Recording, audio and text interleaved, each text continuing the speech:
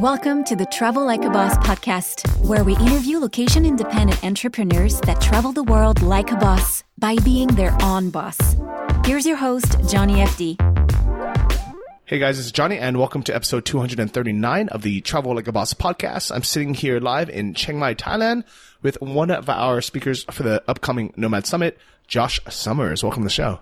Thanks so much, Johnny. I appreciate it. I'm looking forward to everything. It's going to be a lot of fun, I think. Yeah, I've already taken a look at your talk. So we have all of our speakers send in basically a full video of the entire talk. Yeah. So we can review it, we can tailor it to the audience to make sure they get the most out of it. And it's cool for me because I get to see the entire talk and not really miss out on anything when I'm busy running around during the conference.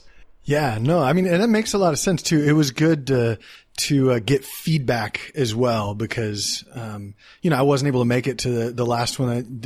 My family just moved here to Thailand. And so I wasn't able to make any previous ones. And it's kind of good to hear, you sent some videos from some of the past ones, and that was definitely helpful. Like to see what's been done before. Yeah, cool. So if you guys haven't seen any of the talks, go to YouTube, type in Nomad Summit, and we publish all of our previous talks for free on there. But I think a big benefit of coming in person is, first, it's an excuse to come to Chiang Mai, which is an amazing place. Yep. And then second, it's the networking, like meeting 400 other digital nomads, location independent entrepreneurs, and then meeting guys like Josh. Yeah. Yeah. No, so I live, actually, we were talking about this as we were coming up here. I live in the south part of town, and unfortunately all of the co-working spaces, all of that is up here in the northern part of the town. So I don't get that much. I just rented an office down there just to make it easier for myself so I don't have to travel for 30 minutes each way. But, I am looking forward to kind of that networking aspect of it that I miss out on, even though I am here in Chiang Mai, surprisingly. Yeah, it's funny because I actually used to live in that same neighborhood in Hang Dong. I was right by past the big sea, I think. Yeah. I was at the little Muay Thai camp there called KC Muay Thai, which I don't know if it's still around. Yes. But even though I was technically in Chiang Mai, I would only come into the city once or twice a month. So it felt like I was in the middle of nowhere. Oh, absolutely. So my family came, we had just spent a year in the U.S., kind of just spending time with family. And I was under the impression when we were coming to Chiang Mai that we were moving from where I was at, which is in Texas, a very suburban environment. I was like, oh, we're moving to Thailand. This is going to be urban. It's going to feel like, some other urban places I've been at. But you're right. You kind of go down there and I kind of have to have a car for my family. I can get along with a scooter, but with a family, I've got to have a car. And, we live in a neighborhood and it just feels very suburban. But I bet you it's a super nice neighborhood, super nice house. And I'm curious how much you pay for what you live in. Yeah. I don't mind saying for us, it was important. We brought our dog with us from the States. So we got a massive golden retriever. What was that process like, bringing a dog to Thailand? That was something else. And I'll tell you what, I am not as attached to that dog as my wife is, but I love my wife. And so, it was a process. It can be done cheaper than the way we did it, but I've never brought a dog overseas before. And so we paid a service in Dallas, which is where I'm from.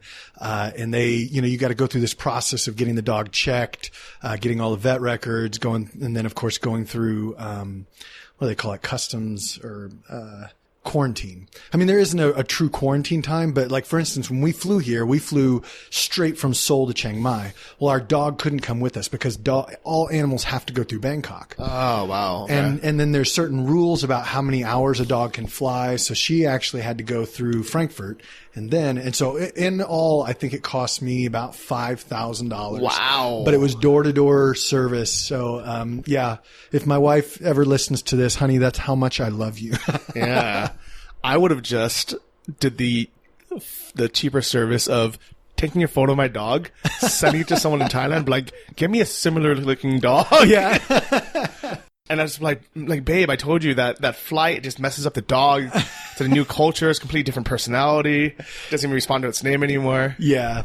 I mean, it's been, for my family, I got two young boys, and for my family, it's been a really good thing to have kind of a little bit of sense of normalcy. Like they had that dog since she was a puppy, and, it's not, that wasn't a financial decision I took lightly, and it's not money that I normally would throw around like that, but for our family, it worked out.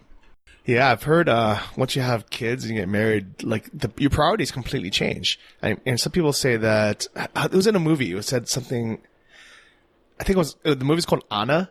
It's like about some Russian spy. I haven't seen it. It's really good. I watched it on the plane here, and they basically, oh no, it wasn't that. It was Hustlers with Jennifer Lopez. I watched so many movies on that plane, but basically she had a line saying, once you have kids, you become insane. And it wasn't in a bad way, but it was just that your priorities change so much that some of the decisions that you make financially or lifestyle wise to someone who doesn't have kids may seem crazy or insane, but we just don't understand like that bond that you have. You're just like, I'll do anything. Yeah. Well, I think having a family, specifically having kids, forces you to think beyond yourself, right? And to think to myself, even going so far, and this is going like probably even deeper than we want to be going at the moment, but like, what is the legacy that I want to leave for my kids?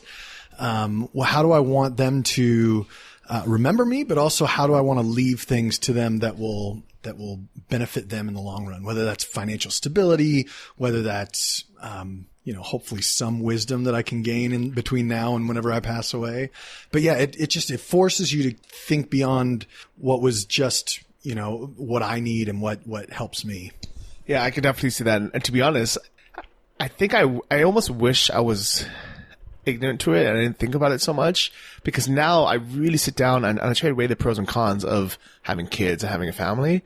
And because I've been thinking about all those things, I'm like, right now, like when I look at it financially or what I have to give up, either time wise, lifestyle wise, responsibility wise, it's such a big investment.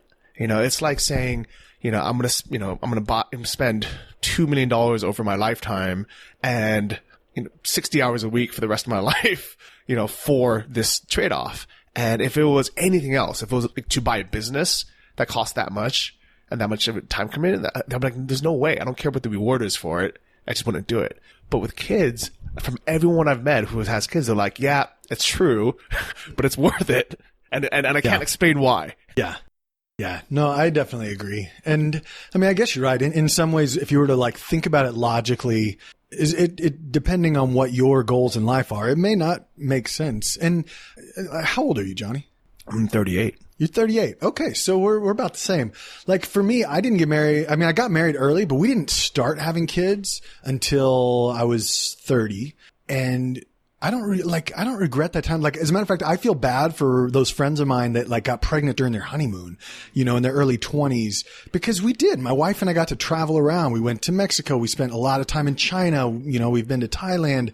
And now I get to introduce that, now having gone through that and been to those places and experienced a lot of things, I get to share that with my sons. And now, hopefully it's harder when they're younger, but when they get older, hopefully being able to like do some of these things together.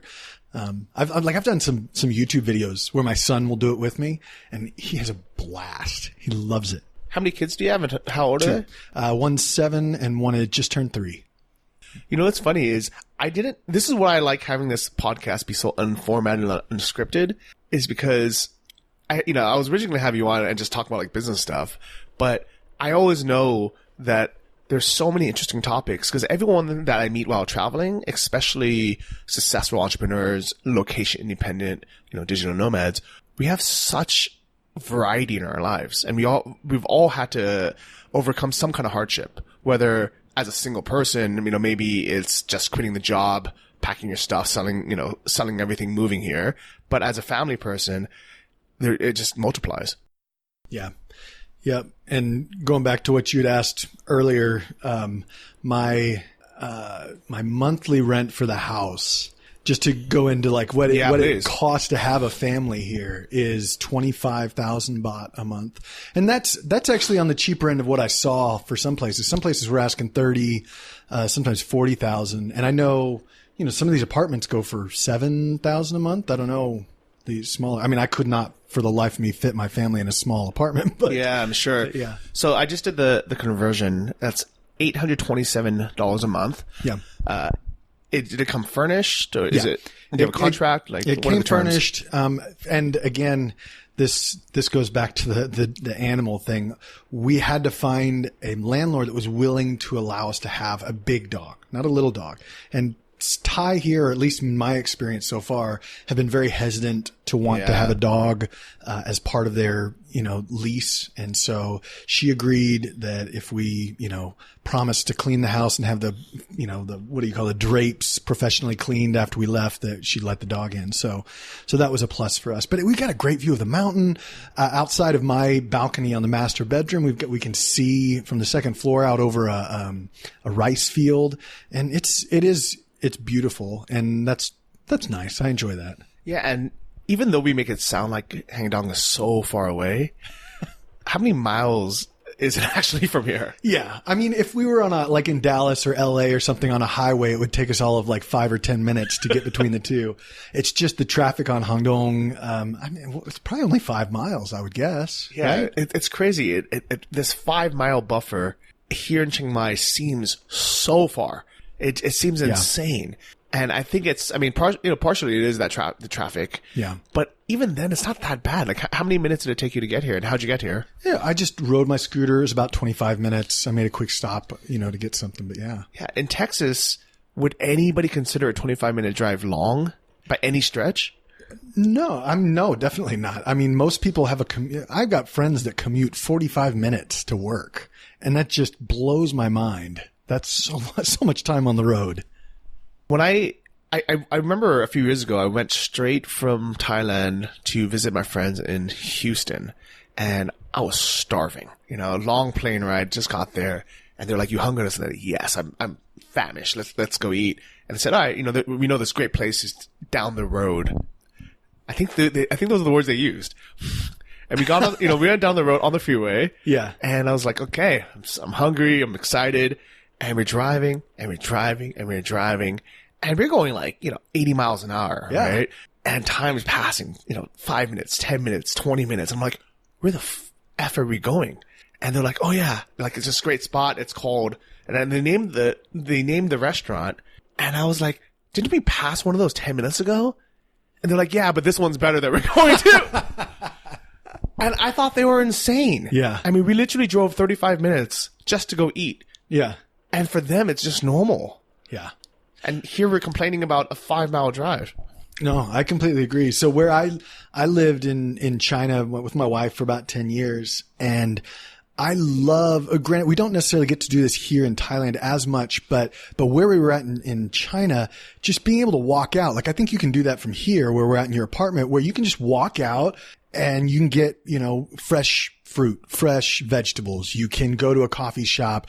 It's all within just 5 minutes. And I love that. That is so neat. After this interview, we'll walk around the neighborhood. You'll like it. Okay. You'll see why I live here. It's literally within a 5-minute walk. There's probably 20 or 30 coffee shops, maybe 40 restaurants, fresh fruit, basically everything you want. And that's why I live in a small studio apartment right in the heart of Neiman as a single bachelor. If I had kids, there's no way you can have, a bunch of kids here unless you get, maybe 2 or 3 units side by side. Just shut them up in their own room. Yeah, it could work. If they're a bit older, that would have worked actually. Yeah, I'm sure that wouldn't be too bad. Yeah. But how big is the house you're living in? Oh gosh, I don't even know square foot. It's a 2-story. It's got 3 bedrooms. For us, it's the perfect size. And what city were you living in Texas?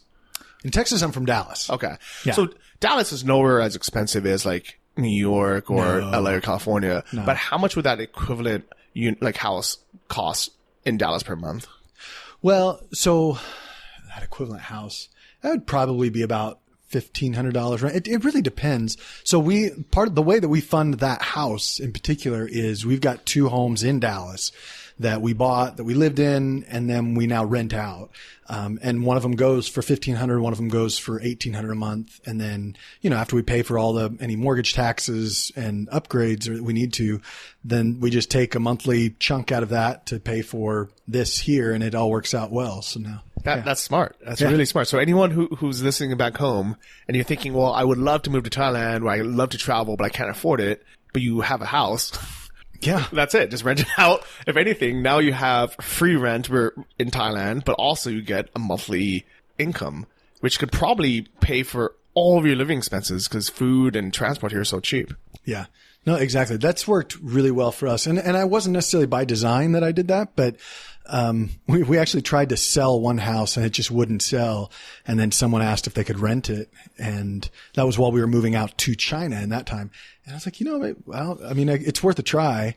And they stayed in there for 4 years. And it was 4 years that I didn't have to, it felt like free money the whole time. Now, obviously pretty much is. It is. I mean, you have to pay for things. And obviously I had to upgrade some stuff once they left. But overall, I love that concept of, having those rental properties kind of support our ability to live here.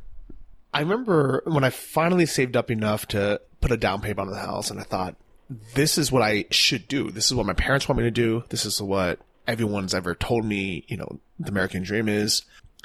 And I sat down and I really just did the math. And I realized that it's great to own property to rent it out as rental income, but to actually live in the property, we almost always lose money on it.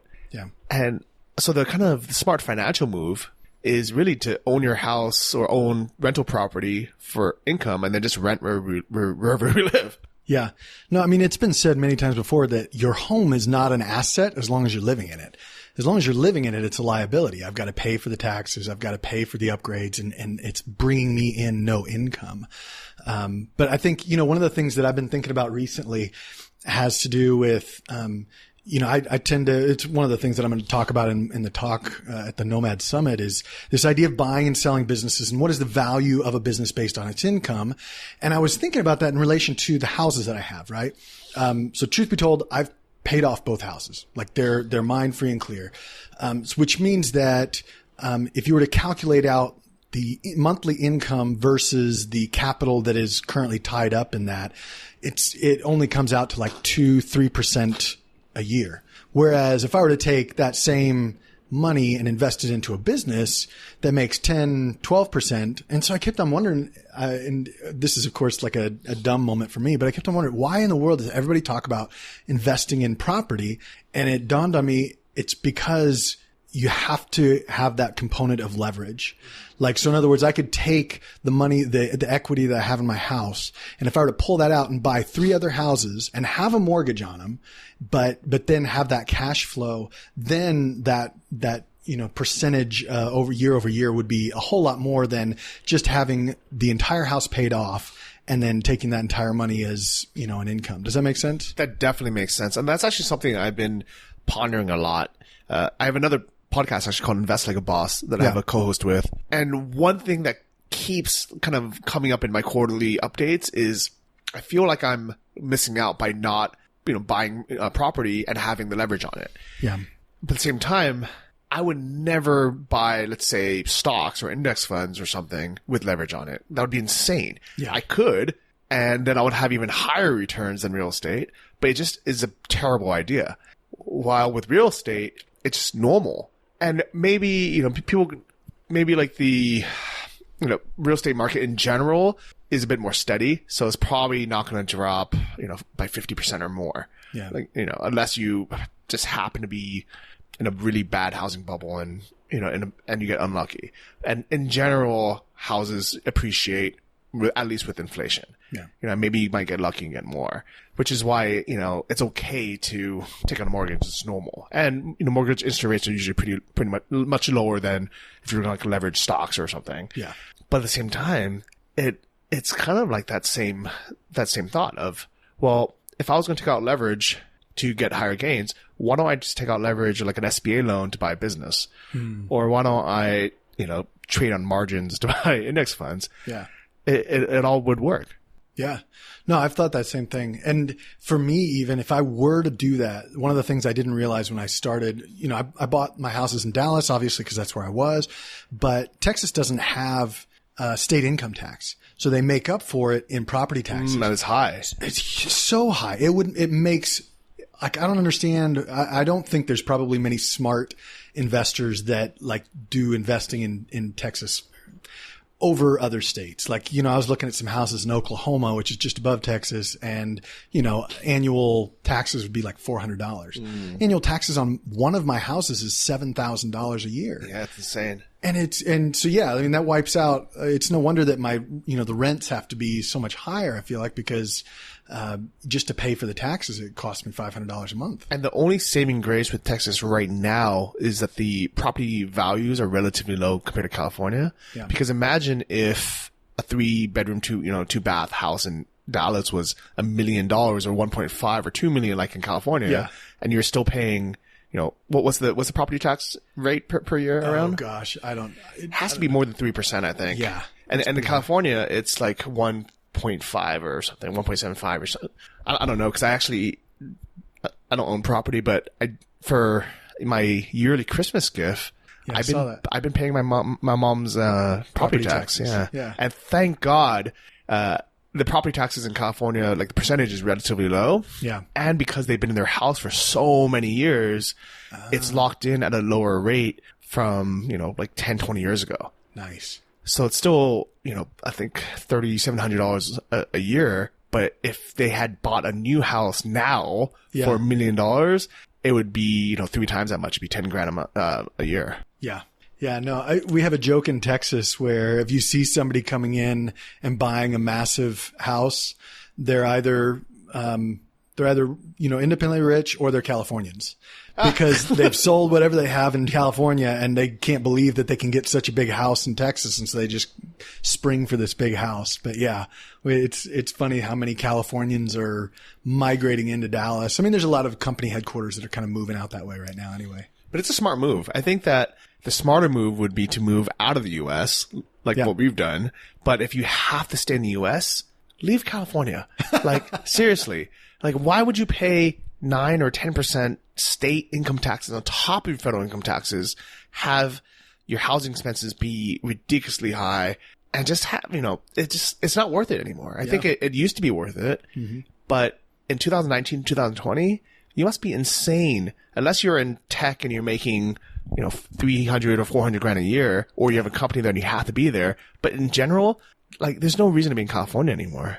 No. And for my business, I was going to be hiring a guy who was in New York, and I started talking to my accountant about it, and he was looking into we'd have to file at a state level, and then we'd have to file the business, which is located in Dallas, would have to, if we were to employ somebody who's remote in New York, I'd still have to, do all that stuff on a state and a city level, and then pay additional taxes on top of that. It was going to be insane, and I just couldn't do it. California just passed a law where they no longer allow freelancers in California. What? And I think they did that because there were too many companies that were hiring people instead of full-time and having to pay them benefits of just having them be contractors.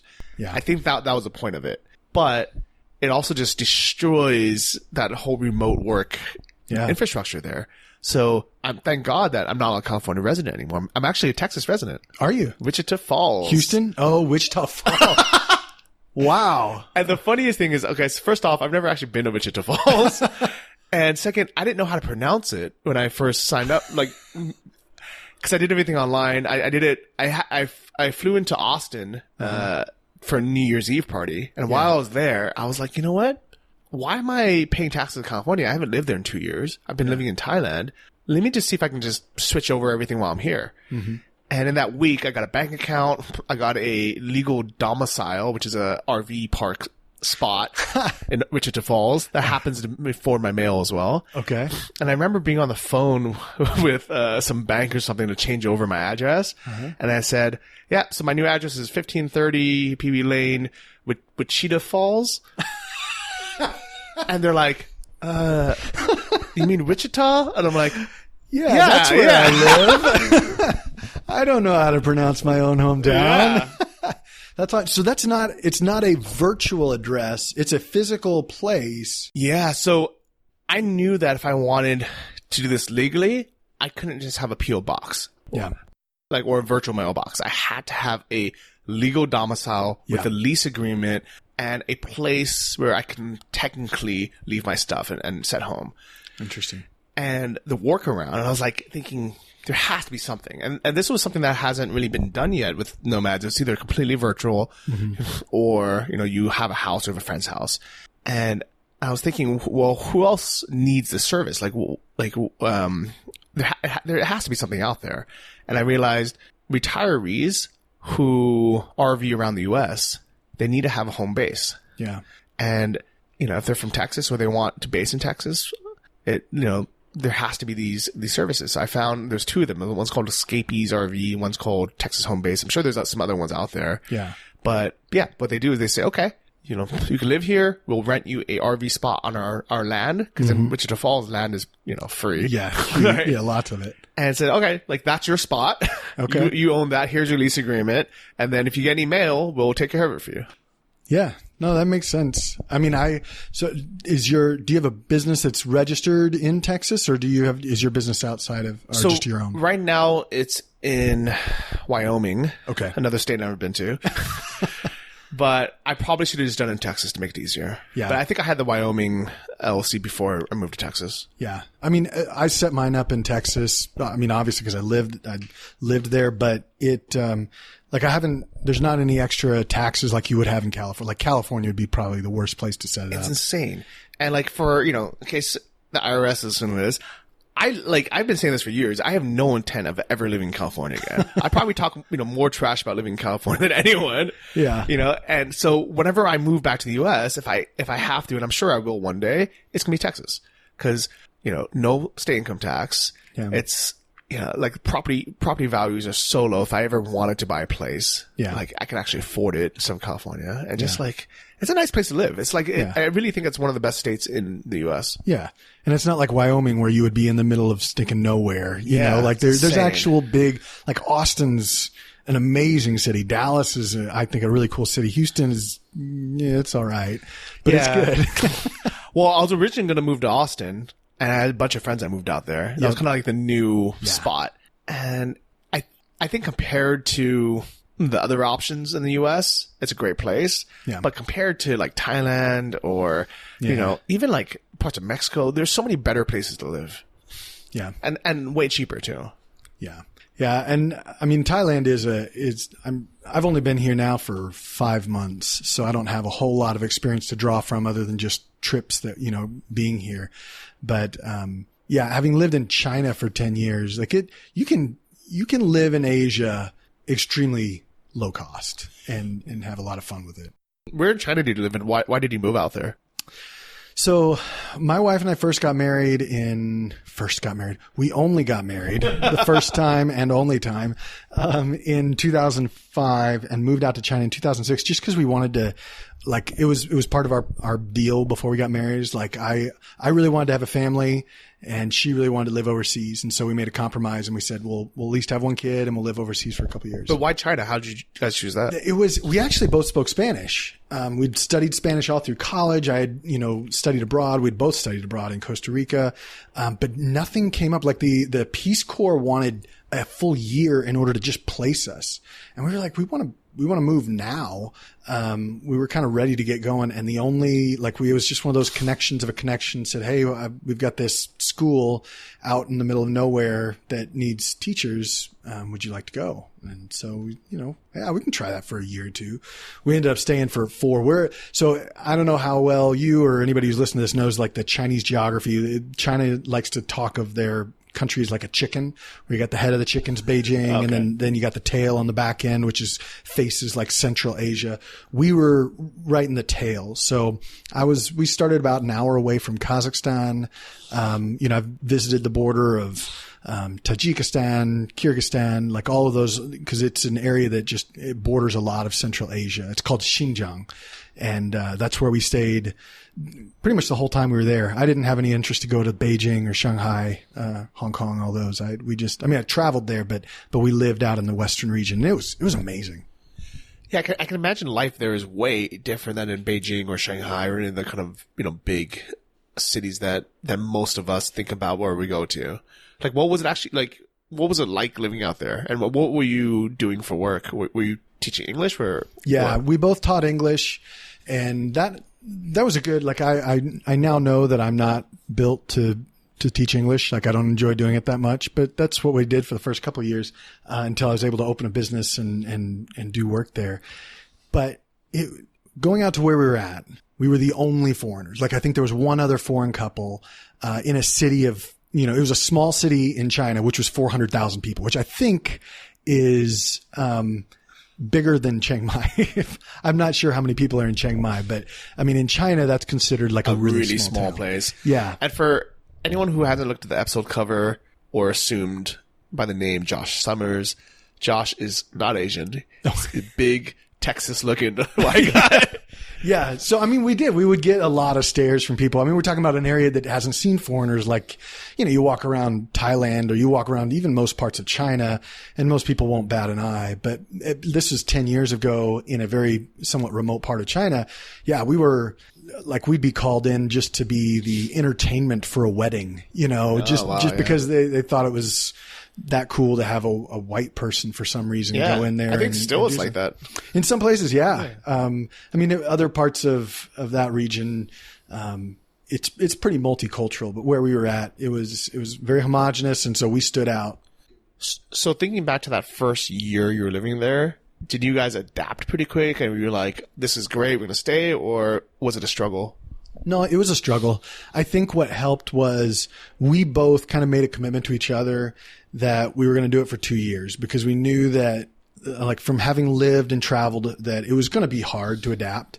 And so if you're already predisposed to throwing in the towel, I think it's kind of like marriage, where if you go into marriage going, we'll see if this works, more than likely you're going to get divorced. But if you go into marriage thinking, all right, I'm going to be committed to this, then you at least have a better chance. So I shouldn't try to do like a 9-day trial. But so, I mean, we came into China with kind of this commitment of 2 years. And I think after the first year, we started to hit our stride. And that's when it got a lot of fun. When you really know a city and when you know the people and you've got your shops and they know exactly what you order and it just becomes a second home. And what did you like about living there? What were kind of some of the benefits or the highlights? Well, I think to me, one of the benefits of being out in that far was just the uniqueness and the mystery of it. So like, you read most travel guides, they don't really touch on that area very much. I mean, if you can imagine, the one region was the same size as California, Texas, and Nevada combined. Wow. Right? And so it's a huge place. And, most like Lonely Planet would have like 10 pages on that. And you've written now some like really best-selling guides to that area, right? Yeah. I mean, I like to think of it as a big fish in a really small pond. So it's a best-selling guide just because there's only 2 others that I'm competing with, really. But yeah, it was one of those things. I remember sitting down, and this was a kind of a pivotal moment for me, even in my business, where I was sitting down with the Lonely Planet guy who was coming in. And he had found me online because I had just been writing about the region. And we sat down and we sat over coffee. And I realized after about 30 minutes of talking with him, he's going to try to cover this whole, he's never been here before. He doesn't speak the language, and he's going to cover this whole region in 2 weeks and write a chapter about it so that other travelers can get. I'm like, I've been here for 2 years already and I don't feel like I'm qualified to do that. So after a couple more years, finally of 4 or 5 years, I felt like, okay, now I feel like I've got the experience to actually write this out. And I did. And I loved just the process of creating that and meeting a lot of people along the way. But I just can't believe that, that's what Lonely Planet writers do all the time. Well, that's their budget. I mean, they don't have time to spend 4 years in a place. But that's why I think they were really useful when there was no information. Like, there was no blogs, there's no internet, but now it's getting less and less useful. I agree. And they're constantly, I know that, they're having to do a lot of shift in the way that their model is. And, we'll see if they succeed in it or not. But you're right. I think one of the reasons why they're having to make that shift is because, those books at this point now are really only attractive to like the 40 and older crowd that just want, hey, you tell me what to do. Whereas a lot of kind of the younger crowd, we want to experience things that are maybe a little bit off the beaten path, or we want to try to figure it out on our own a little bit. Yeah, I can definitely see that. So were you blogging about China just for fun in the beginning? Yeah. So my foray into online business started with a blogspot, blog where I'm just posting photos and just stupid stories just for my family and my friends to know where we were at, because they couldn't believe that it was literally, I think, what is it? Longitude? Like it's literally from Dallas. If you went straight up, we would end on the other side where we were at it was a city called Chiang Mai. And so we were as far around the globe as most people could even imagine from back at home. And I remember the day, it was about a year into it where, even I'm sure, Johnny, as you look back into some of your archives where you look back and you cringe like, oh, that I can't believe I thought that was a good idea, or I thought that was good writing or something like that. Well, how short everything was in the beginning. Yeah, no, exactly right. And I mean, I've gone through and kind of purged a lot of that old stuff, but I do remember that moment when I was at school teaching, obviously, and I looked at my analytics. I didn't look at them much, but it was like it had shot up to, a couple hundred visits for the day, which for me at the time was like, holy cow, what's going on? And I realized that what was it? Not the New York Times. Oh, the Wall Street Journal had linked to something that I wrote. Oh, cool. And that was like the first moment that I realized other people how did they find this? Yeah. Like other people are looking at this. And that was kind of a small shift for me where I was like, this is kind of cool to think that somebody else is benefiting from seeing the world from my perspective and where we're at in this unique place. That's actually exactly why I started blogging as well. I just liked putting down information. I thought it was kind of a fun hobby. And till this day, embarrassingly, JohnnyFD.com is still built on Blogspot. Is it? Yeah. And I'm so afraid that Google one day is just going to not support, they call it Blogger now. Oh, yeah. But yeah, I'm just so afraid one day they're just going to be like, all right, sorry. Yeah. All your 6-7 years of stuff is gone. So I'm like, every time I write a new post, I export everything. Do you really? Yeah. And just like a manual backup into my Dropbox. But I don't even know how that export works because everything's on their servers. That's fascinating. I was forced off the Blogspot platform when China and Google had their big spat. Oh, no. And Google moved to Hong Kong, and all of a sudden I couldn't access it without a VPN. Which was still, I didn't mind accessing with a VPN, but it was annoying that I couldn't access my own site. Yeah. Or people in China couldn't nobody access. else could either, yeah. Yeah. So I migrated over to my own, hosting and obviously to WordPress, and I'm glad I did. But it's funny that you're still on there. Yeah. I remember I had a really long layover, like a 7 or 8 hour layover somewhere I don't remember where it was in China, and it's one of the cities. And even at the airport lounge, I couldn't get on any of my sites. Yeah. And this is an international airport, but I couldn't get on Facebook. I couldn't check Gmail, and I couldn't edit my blog because it was on Blogger. Yep. And I remember complaining to the person at the front desk. I was like, hey, the internet's not, doesn't allow me to do anything. And she's like, no, it works. And I'm like, yeah, but I can't visit any sites. And she's like, well, visit a different site. I'm like, that's not the way, it works. Yeah. But she was just like, I don't know if she was just afraid of, saying something bad about the Chinese internet or government, or she just generally is so ignorant. She's like, what's the big deal? Just go to the Chinese version or. Yeah. No, I do think it's surprising because there's two groups of people in China, like locals. You've got obviously the people that, cause if you go onto Instagram or you go onto Facebook, there are Chinese people there. So there's obviously people that are accessing it and they understand, VPNs and ways to get around the censorship. But then you've got, and I think it would probably be a majority of folks in China that the reason Chinese censorship works so well is because people are oblivious. Like if they've grown up not knowing that Facebook exists or not knowing, that all these things are accessible, then they think to themselves that WeChat is everybody in the world uses WeChat, right? What's this WhatsApp thing? Or everybody in the world uses Weixin. What in the world is Twitter? So they've grown up with these Chinese versions that are almost exact copies and in some ways just as successful in the Chinese market. And they do just fine with it. And a lot of people are completely ignorant to it. It's surprising. Yeah, I can definitely see that. And it was ironic because I was so bored for 7 hours. I couldn't watch YouTube videos. Yeah. I couldn't go on Instagram. I was like, I don't even know what to do on the internet. You can't even get on Netflix. Yeah. Netflix doesn't stream nothing. And I just remember thinking, okay, what can I use? And I was like, Yahoo? Maybe Yahoo will work? And I go to Yahoo and I'm like, okay, now what? What do I search for? And I would search stuff, but then half the links wouldn't work. Yeah. And I'm just like, I have no idea even, it's like I have internet, but I don't. Yep.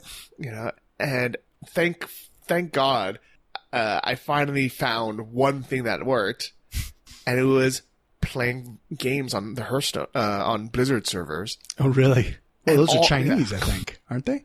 Well, they have Chinese servers, but Blizzard's an American company. Oh, okay. But Chinese people love playing video games. Yeah. And I remember after literally 2-3 hours of the internet being like a crawl to text things, I got on the server and it was the fastest internet I've ever had, but only for this game. Oh, yeah. Yeah. No, I mean, it's one thing that's surprising to me, like, especially, you know this having lived here in Thailand too.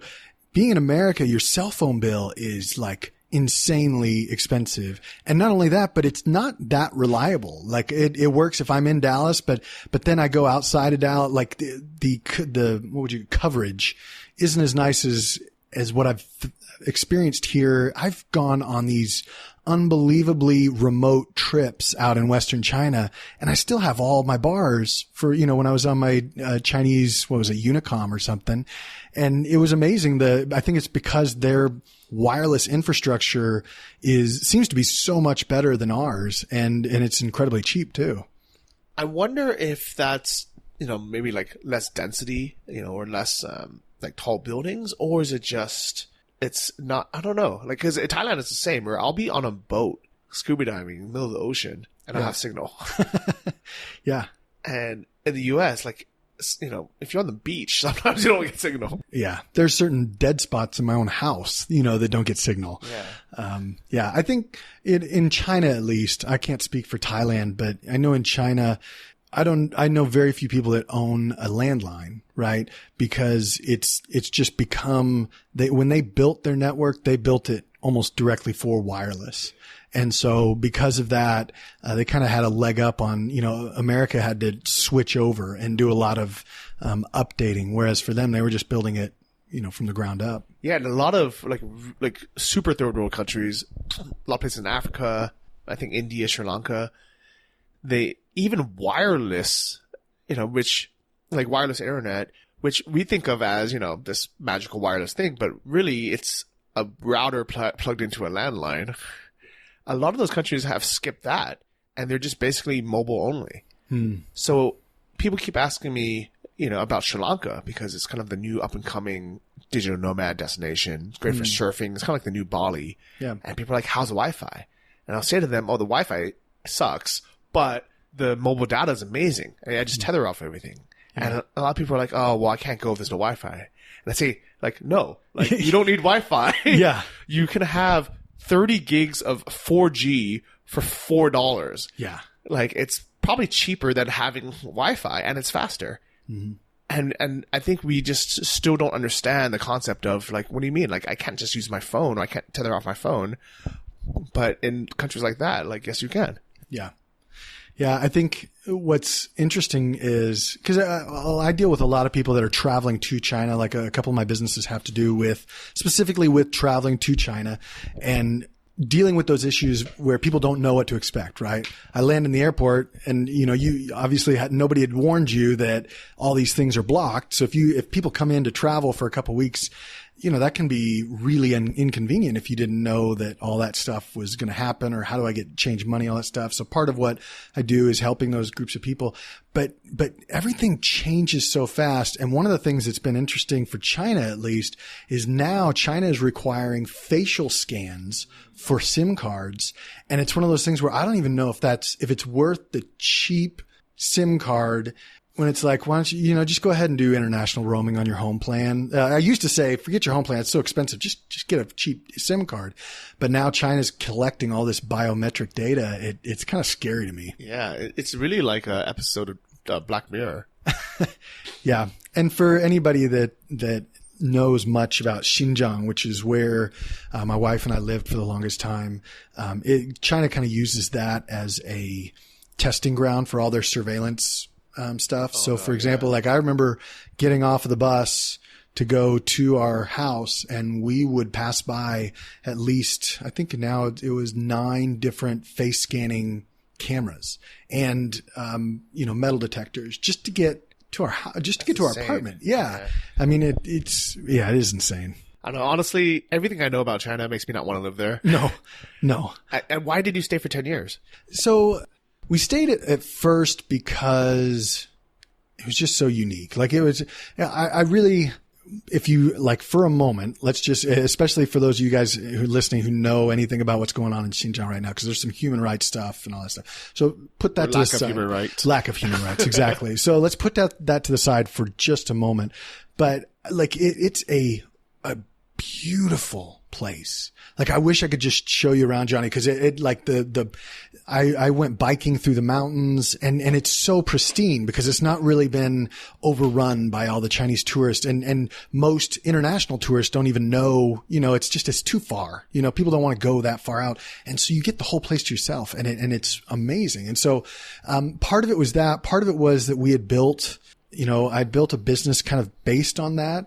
And then, we felt like we were getting the opportunity to have an impact on, like, part of what I like about doing business is, especially business globally, is being able to have a local impact wherever I'm at. So being able to work with travel agencies within that region that were local travel agencies, not the big global brands, the big, national brands, but like the local travel agencies, and see them benefit from working with me. That's what I loved being able to do. And so I'd say that's probably the biggest reason we felt like we were just supposed to be there for that amount of time. I can definitely see that. And actually, kind of funny that you say that, because after we had the Nomad Summit in Cancun, I was like, okay, it was great. It was good. Like, I'm glad we had it here, but we're probably not going to come back. But during that weekend, we had so many locals come up to me and just say, thank you for bringing all these people here, because our tourism has been suffering lately with all the like bad media news, our, the weather. And then they had like the seaweed crisis on the beach, which actually got cleaned up way before we got there. But, bad news sticks. Yeah. So for a few months they had a lot of seaweed covering the beaches and it sucked and kind of destroyed the beach. It smelled, but then it's gone. But then, the news still travels. They don't update. They don't, the news doesn't say now like, oh, now it's gone. Yeah. They just, so people will ask years later. I mean, I was talking about, going to Tbilisi, Georgia, and this German girl that I was hanging with, she's like, yeah, but aren't they in war? And I was like, no. Yeah. And she's like, yeah, but, I met some, some people who left Georgia because they were in war. And I was like, when was this? She's like, oh, I think maybe 10 years ago. I'm like, yeah, they were in war 10 years ago. Yeah. But that was literally 10 years ago. I mean, like Germany was in war 10 years ago, probably. Yeah. And so during that weekend, we were in Cancun. And then also, again, the week after in Playa del Carmen, I had so many local business owners and even the staff, the waiters and the security guards come up and say, thank you for bringing all these people to Cancun and to Playa del Carmen, because it's our low season. The only tourists we get now is during those 2 weeks of spring break. Yeah. And it made me think, man, I feel like a responsibility of just kind of showing people like, hey, this is a cool place. It's safe. It's clean now. Like it's a place that we should be visiting and helping out. And if we can, why wouldn't we? Yeah. No, I think that's one of the things that bothers me and I'm going to go on my soapbox for just a moment, but like that influencer marketing, like even when I was out in Xinjiang, I would get emails from people who are like, hey, if you take me on a free this, free that, and you give me all these things, then I'll post about your company on Instagram. And, like I've been reading a lot of people do nowadays. It's just like, no, I mean, I appreciate it, but I'm okay. I'll do without. Like I would rather approach a place not with what can they give me so that I can just post about it, as opposed to like, what can I do to leave an impact on that place that I'm at? I hope and pray that I actually left some impact up in Northwest China. And I don't know what I'll be able to do here, but, I hope that there's something here that I can contribute. But it's not, hey, how much can I leech off of this culture? It's, how can, I use the blessing of this business to, impact the people that are around. I like it. So what actually is your business? I mean, you have so much going on. Yeah. I finally, over the past couple of years, nailed down what I would like to call it, because it is a media business. And I think that's been a shift in my mindset recently being the last year or two, where instead of just saying I'm a blogger or I'm a writer or something like that, I'm a media company. We've got podcasts. We've got a team that runs podcasts, that has, physical books, that does email marketing, that has basically it's an umbrella company for 16 different websites that are run having to do with a lot of different topics. But a lot of those are ones that I've either built or bought, some that I've sold. But the idea just being I've worked out a process for myself and my team where we can optimize and monetize in a way that really comes out on top. I love it. And you've been very successful with this business. I remember one of the first kind of talking points of your upcoming Nomad Summit talk was how did you build and then sell the website for $120,000? Yeah. Which, that by itself, you just said, period, that's something that people would want to learn. But what was really cool is kind of throughout the rest of the talk, you had broken down how that was a nice starting point. But with what you've learned since and what you could have done, that $120,000 could have been worth how much more? Yeah. No, it definitely could have. And even as I look back at the site now, the guy that bought it, I mean, I don't know who it was, but he's just kind of let it sit there. Like, there's a different types of investors, and I think he was just one of those buy it and squat on it type of things, which is sad because I invested a lot of time and energy into building it, and now it just looks like it's sitting there wasting a little bit. I'm sure it's still making money for him, but it's not being built. But it's not living up to its potential. It's almost like someone buying a house to kind of fix and flip, but they don't fix it, and they just sell it for the same amount after. Yeah, no, exactly right. But I do remember sitting down, because at this point I didn't have a team, and I had a couple different websites, and this was like the outlier. I love to play guitar. It was a guitar website. But everything else had to do with travel. And then I had this one guitar that I'd kind of built from scratch. It kind of didn't fit what else you were doing. It didn't. And as I was talking with a mentor of mine, he was kind of saying, what is it? Because I said I could potentially maybe just hire somebody to run it. And he's like, yeah, but would it always be taking up processing power in your brain? And it would. And so he's like, so then it might be good, unless you want to really devote time to it, then just get rid of it.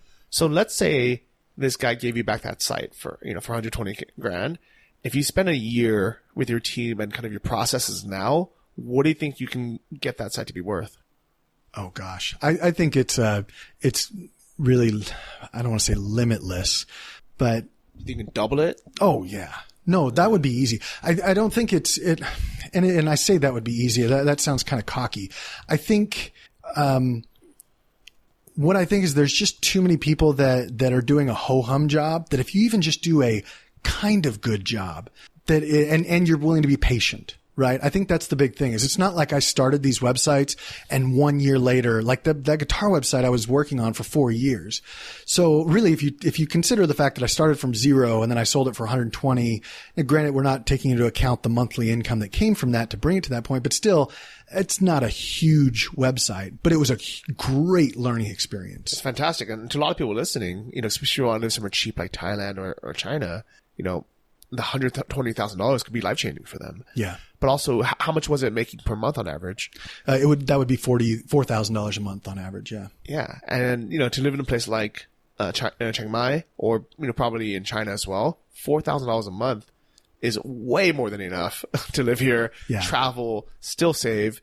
And then the fact that you could either scale it up to be worth way more and have higher monthly income, or to be able to sell it for $120,000, or if they followed, your new steps, kind of what you've learned since selling that, maybe they could have sold it for, $250,000. It's $250,000, or maybe even, $500,000 or more. Yeah. Yeah. I mean, I'm preparing. Well, I can't say that right now. I'm contemplating, my kind of business mastermind group has challenged me to think about selling a portion of my business right now. And if I were to do that, using some of the stuff that I'm sharing in the talk, I sold my first website for a multiple of 30, which is kind of the average right now for online businesses. And I feel like I could sell my current business for a multiple of 40 to 45, maybe a little bit more. I don't know. Just because it has a really long history and the processes are there and it's really good. And if I could do that, I mean, we're talking about $1.5 million, $1.8 million for something like that. And that could do huge. I mean, but then again, you got to keep in mind that we're foregoing monthly profits for a one-time payout. And for that site, how much is the monthly profits coming in right now? It depends. It's between 30 and 50,000. That's amazing. Yeah, it's wonderful. Yeah. And how big's your team? I've got 4 people now. No, I just hired I hired an executive assistant. Oh, nice. Yeah. Yeah. And that's amazing. And you're paying $800 a month for your rent. Yeah. That's been, yeah. And that's not even paid for by the business. That's paid for by 2 rental properties that are back in America. Yeah. Yeah. This is amazing. And the fact that this is possible, it's not easy, but it's possible. And we are so fortunate to live in a day and age where we can, pick up, move to another country, learn the language, import our dog if we wanted to, rent an apartment or a house, probably month to month or, on a short contract that's furnished, right? And all they ask is for you to clean the drapes when you leave. Like, this wasn't possible even in our parents' generation, and definitely not in our grandparents' generation. Yeah. And I think there's a lot of people who only take that first step of just saying, okay, well, I'm going to go travel. I'm going to live as cheap as possible. And that's okay to do, especially in the beginning. But you're kind of living proof that you don't have to just live off of $600 a month or $1,000 a month and just get by. Yeah. You can have a family. You can have kids. You can have a dog. You can have a house. You can have you make an impact locally, wherever you are, and not just leech off the system. And I think that's really, really cool. And I applaud you for that. Well, thanks. One of the things that I think, everybody should, I had to keep in mind for myself is just if let's say you've kind of maintained a certain level of income for a while, and then somehow maybe something clicks or you're able to really do something well and it jumps up, and the inclination is to want to then increase your lifestyle to go with it. And I could live in California, or I could afford a Tesla if I wanted to, but right now that's not my priority. Like, I'm living in a house that, rents for $800 a month. I'm living, I've got a car that is what is essentially a soccer mom minivan, and I've got a scooter, but I don't necessarily, I spend on things that are really important to me, but I don't necessarily increase my lifestyle just because I've got the finances to allow it. Or what's worse is what most people are doing in the U.S. is they're increasing their lifestyle on leverage. Yeah. So even though they have the brand new BMW or the really nice house, that's, designed by an interior designer, they have, fancy clothes, they have cool cars. Most of them, they're, are not actually wealthy. They may look rich. Yeah. But their actual wealth is in the negatives because everything has a mortgage on it, everything has a car payment on it, and they have nothing but liabilities. Versus what you're doing, and what the smart thing to do would be is to, increase your business so you're making more money, but not increase your lifestyle. And that way you have all that extra that even if you just put into a savings account, you'd be well off. But if you then invested it, you'd be, really set for life. Yeah. Yeah. And I think that is key. How are you investing not just the money that you're receiving, but even just your time, right? How are you investing the time that we have? Because that's something that's equal for all of us. And for me, it's a huge priority that I invest time in my boys. And my business gives me the freedom to do that, where, one of my boys is in school right now, so I can come here in the middle of the afternoon and record this with you. And then I can, I've got 3 team calls tonight after 9 p.m. and I work, either a couple hours during the, a few hours during the day and then a lot at night. That is obviously one negative of living across the world is, the time zone changes are not fun. Where does the rest of your team live? Most of them right now are in the U.S. Convince them to move out here. I know. Well, I'm getting, one of them's coming out in February, I hope. Great. Okay. And then 2 others might be moving. We'll see. Yeah.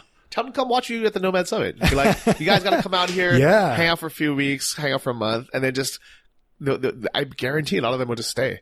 Yeah. I think it just takes that first trip. Yeah. And that's what I like about the Nomad Summit as well. There's so many people that make it kind of their calendar mecca where they're like, okay, by this time next year, I'm going to be there in person.